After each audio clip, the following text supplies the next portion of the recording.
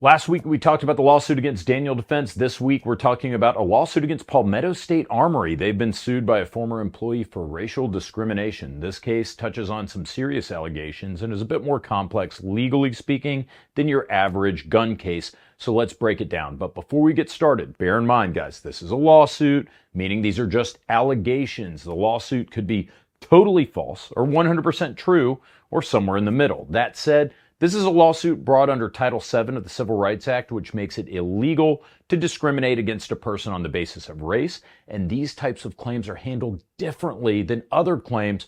There's an investigation conducted first by the Equal Employment Opportunity Commission, the EEOC, before a plaintiff has the right to sue. We'll talk about that more in a second.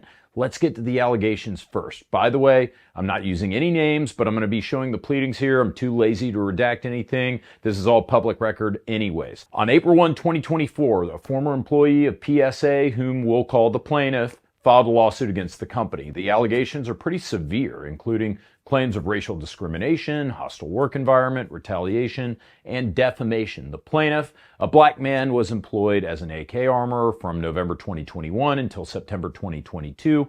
He alleges that throughout his employment, he was subjected to racial slurs, including the N-word, and I don't think he means neighbor, used by his colleagues and supervisors. He alleges that a noose made from an air hose was left at his workstation on several occasions, and when he reported this to the plant manager, the response was laughter, possibly because they just do this to all the guys who work on AKs at PSA, regardless of race or gender. I'm kidding, but hypothetically, if they did do that, I think that would be perfectly legal, because as far as I know it, AK people are not a protected class.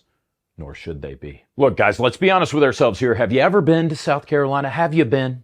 There are two things you know if you have. One, behind LA, Vegas, Dallas, and Miami, Charleston is the top tier trim capital of the U.S. And number two, South Carolina, like many southern states, has race relations more complex than figuring out where my wife wants to go to dinner. After all, this is a state that just removed the Confederate flag from the Capitol building a few years ago, so I know you're not shocked to learn about a black guy overhearing the hard R neighbor on the floor at a budget gun manufacturer in Columbia. The petition also alleges that the plaintiff was asked by a coworker where his "I can't breathe" t-shirt was, and when he reported that to HR, boom, the alleged noose shows up at his workstation again. Who knows? Maybe the noose of shame is part of the PSA HR department graphic rating scale for employee performance. Plaintiff alleges that his repeated complaints about the hostile work environment were ignored and that he was fired by his supervisor in front of his coworkers, which is known as a retaliatory discharge.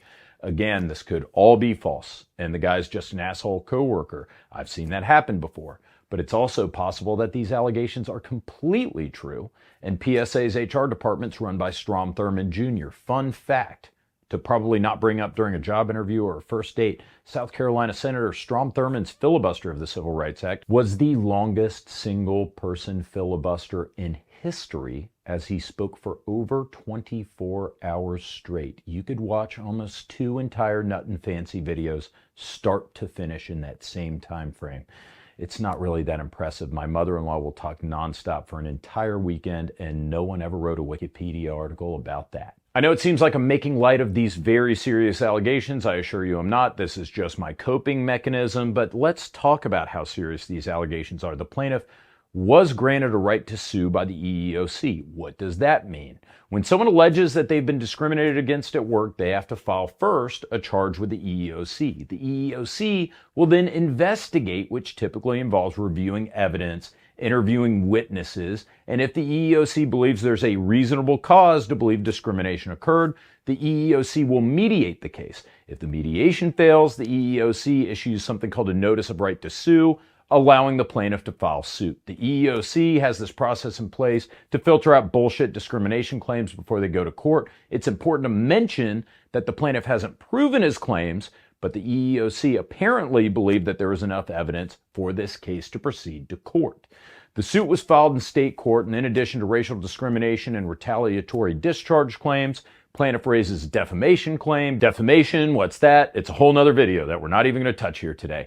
This case was originally filed in the state court of South Carolina, but it was removed to federal court by PSA. Removal is a legal procedure where a defendant can transfer a case from state court to federal court, typically when federal laws are involved. This is known as federal question jurisdiction or federal question removal. In this case, the federal question involves the discrimination claim made under the Civil Rights Act. PSA removed it, basically saying, hey, look, this is not appropriate for a state court.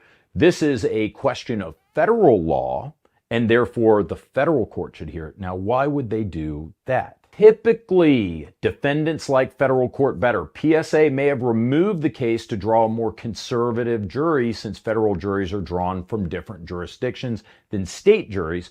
But this case was filed in Lexington County, which is already a very conservative county according to voter maps. So I'm not sure what removal will get PSA here. I would have been happy to take it in state court in Lexington. Interestingly, the parties just entered into a confidentiality order by consent. This means that both parties have agreed to keep certain information and documents confidential during discovery. The specific reasons why this confidentiality agreement was entered into, unclear, but in racial discrimination lawsuits, it wouldn't be uncommon to enter into an agreement like this. So some deponents or witnesses could openly testify about race relations at the workplace without worrying about public exposure or humiliation.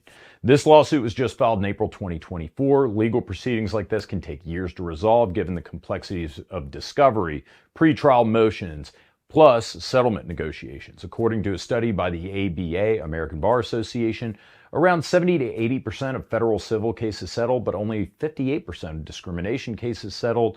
If this case does go to trial, damages awarded can vary widely. Under Title VII, a plaintiff can recover emotional distress, punitive damages, back pay, front pay, attorney's fees, court costs. For context, a recent case involving allegations of racial discrimination and harassment resulted in a jury awarding $366 million in damages to a FedEx employee after FedEx refused to settle for $1.5 million. In conclusion, with a confidentiality order in place, with the odds favoring settlement, which is almost always confidential, we may never find out if these allegations are true or false. But remember, they are just allegations. For the other gun companies out there, a 360-degree review with multi-rater feedback and performance improvement plan usually shows up better as an exhibit in court than an air hose noose. But it doesn't matter because I'm not your lawyer. This is not legal advice. Thanks for watching. Don't forget to like and subscribe and all that shit. Thank you.